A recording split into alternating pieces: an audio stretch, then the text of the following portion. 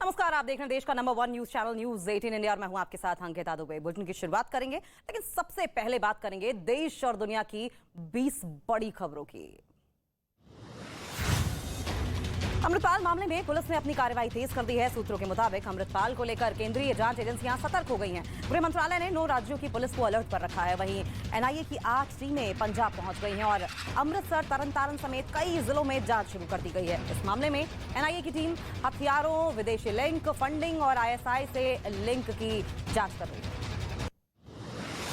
अमृतपाल सिंह और साथियों की तलाश के लिए पुलिस कई राज्यों में छापेमारी कर रही है। पंजाब के अलावा जम्मू कश्मीर, हिमाचल, हरियाणा, राजस्थान में भी छापेमारी अभियान जारी है। पुलिस इन राज्यों में पहुंची और कई इलाकों में जाकर पूछताछ की। वहीं अमृतपाल सिंह पर शिकंजा कसने के लिए पुलिस ने अमृतपाल के गिरफ्तार कुछ और साथियों को असम की डिब्रूगढ़ जेल में शिफ्ट कर दिया है। अमृतपाल सिंह और उसके समर्थकों की तलाश जारी है, लेकिन पंजाब के इलाकों में अभी भी इंटरनेट सेवाएं बंद है। पंजाब सरकार की तरफ से आदेश दिए गए हैं कि तरन तारण, फिरोजपुर, अमृतसर, मोहाली, मोगा और संगरूर में 23 मार्च दोपहर 12 बजे तक इंटरनेट सेवाएं बंद रहेंगी। वहीं पंजाब के दूसरे जिलों में इंटरनेट सेवा को जारी किया गया है। कोशिश ये की जा रही है कि जो डर का माहौल है उसे खत्म किया जाए। दिल्ली के शराब घोटाला मामले में के कविता आज फिर से ईडी के सामने पेश हुई। के कविता से कल 10 घंटे तक पूछताछ हुई थी और आज भी ईडी उनसे सवाल जवाब करेगी। इससे पहले ईडी ने उन्हें 16 मार्च को दोबारा तलब किया था, लेकिन के कविता जांच एजेंसी के सामने पेश नहीं हुई थी और उन्होंने मनी लॉन्ड्रिंग मामले में ईडी की कार्रवाई के खिलाफ राहत की मांग वाली याचिका का हवाला भी दिया था। संसद में बजट सत्र का दूसरा चरण जारी है, लेकिन बजट सत्र के दौरान आज फिर से सदन में हंगामा हुआ। कांग्रेस सांसद राहुल गांधी के लंदन में बयान और अडानी मामले पर दोनों सदन में हंगामा हुआ। बीजेपी लगातार राहुल गांधी से उनके बयानों को लेकर माफी की मांग कर रही है और इसी हंगामे की वजह से राज्यसभा और लोकसभा दोनों सदनों की कार्यवाही 2 बजे तक के लिए स्थगित कर दी गई है। जमकर हो हल्ला हुआ। दिल्ली के करावल नगर में एक प्लास्टिक की फैक्ट्री में भीषण आग लगने से अफरा तफरी मच गई और आग इतनी ज्यादा तेज थी कि दूर तक इसकी लपटें उठती हुई नजर आई। वहीं आसपास काला धुआं छा गया। आनन फानन में दमकल विभाग को इसकी जानकारी दी गई, जिसके बाद फायर ब्रिगेड की 8 गाड़ियां मौके पर पहुंची और काफी मशक्कत के बाद भीषण आग पर काबू पाया गया। वहीं फैक्ट्री में आग किस वजह से लगी, फिलहाल इस बात की जानकारी नहीं है। हरियाणा के कुरुक्षेत्र में जेल से 3 कैदी फरार हो गए, जिसके बाद जेल प्रशासन में हड़कंप मच गया। बताया गया कि जेल में मेंटेनेंस का काम चल रहा था और तभी मौके का फायदा उठाकर तीनों कैदी फरार हो गए हैं। वहीं डीआईजी जगजीत सिंह ने लापरवाही बरतने वाले पुलिस वालों पर कार्रवाई की बात कही है और तीनों कैदी गिरफ्तारी के लिए टीमें गठित कर दी गई हैं, जो कि जांच आगे बढ़ा रही है।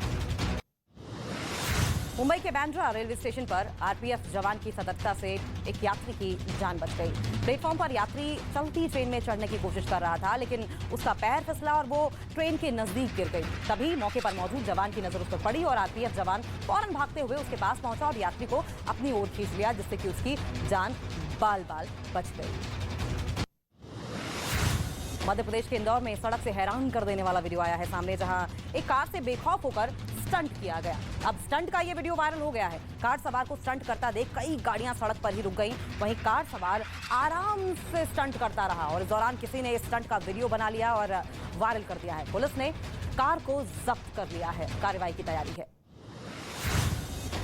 झारखंड के गुमला में रिहायशी इलाके में हाथियों के घुसने से हड़कंप मच गया। हाथी का झुंड गांव में घुसा और कच्चे घरों को ध्वस्त कर दिया और घर में रखा सामान भी मलबे में दब गया। गनीमत यह रही कि इसमें किसी की कोई जान नहीं गई। गांव वालों का आरोप यह है कि इस गांव में इससे पहले भी कई बार हाथियों के घुसने से काफी उन्हें नुकसान पहुंचा है, लेकिन सरकार की तरफ से कोई मदद नहीं की जा रही है।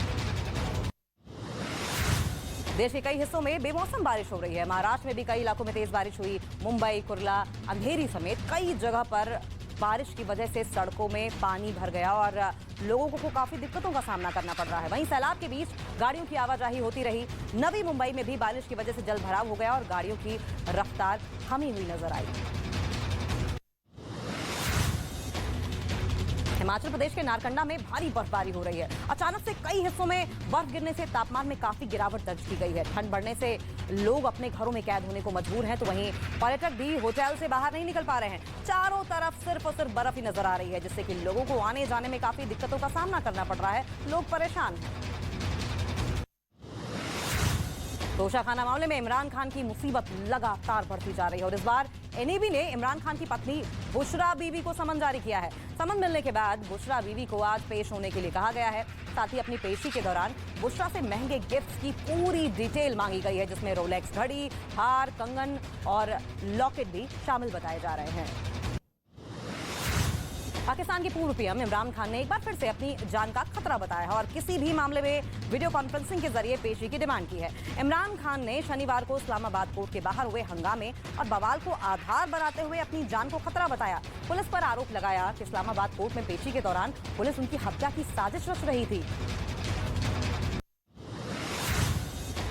केन्या की राजधानी नैरोबी में सरकार के खिलाफ विपक्ष सड़क पर उतर गया और इस दौरान पुलिस ने केन्या के 3 नेताओं को गिरफ्तार कर लिया है।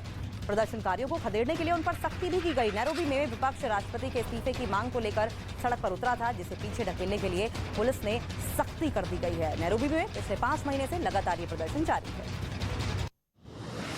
फ्रांस की राजधानी पेरिस में पुलिसकर्मी और प्रदर्शनकारी आमने सामने आ गए हैं। वहां नए पेंशन सुधार बिल के खिलाफ पिछले कई दिनों से लोग प्रदर्शन कर रहे हैं और इसी दौरान उन्होंने वहां एक हाईवे को बंद करने की कोशिश की, जिसके लिए उन्होंने हाईवे पर आगजनी की और इसकी सूचना मिलते ही पुलिस वहां पर पहुंची और उनका प्रदर्शनकारियों से आमना सामना हो गया। बड़ी ही मशक्कत के बाद पुलिस ने प्रदर्शनकारियों को रोका और ये प्रदर्शन थमा।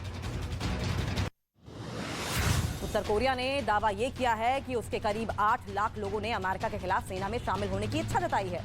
वो लोग अमेरिका के खिलाफ जंग लड़ने के लिए सेना में भर्ती होना चाहते हैं, जो पहले उत्तर कोरिया की सेना का हिस्सा रह चुके हैं। और इतना ही नहीं, एक वीडियो भी सामने आया है जिसमें वहां के छात्र सेना में भर्ती होने की मांग करते हुए नजर आए हैं। पहले मिसाइल की टेस्टिंग और उसके बाद इस तरीके से छात्रों का सेना में भर्ती होना जाहिर तौर पर वॉर की तरफ इशारा करता है।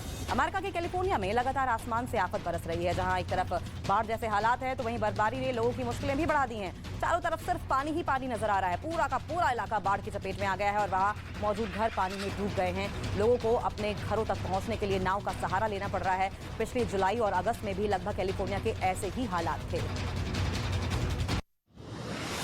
अमेरिका के न्यू जर्सी प्रांत में एक चर्च में भीषण आग लग गई, जिसके बाद घटनास्थल पर हड़कंप मच गया। शहर के बीच बना चर्च पूरी तरह से आग की लपटों में घिरा हुआ नजर आया। आग इतनी भीषण थी कि उसे बुझाने के लिए फायर फाइटर को काफी मशक्कत करनी पड़ी। आग को बुझाने के लिए दर्जनों दमकल की गाड़ियां जुटी रहीं। कई घंटों की मशक्कत के बाद दमकल कर्मियों ने आग पर किसी तरीके से काबू पाया। आसपास हाहाकार मचा हुआ था।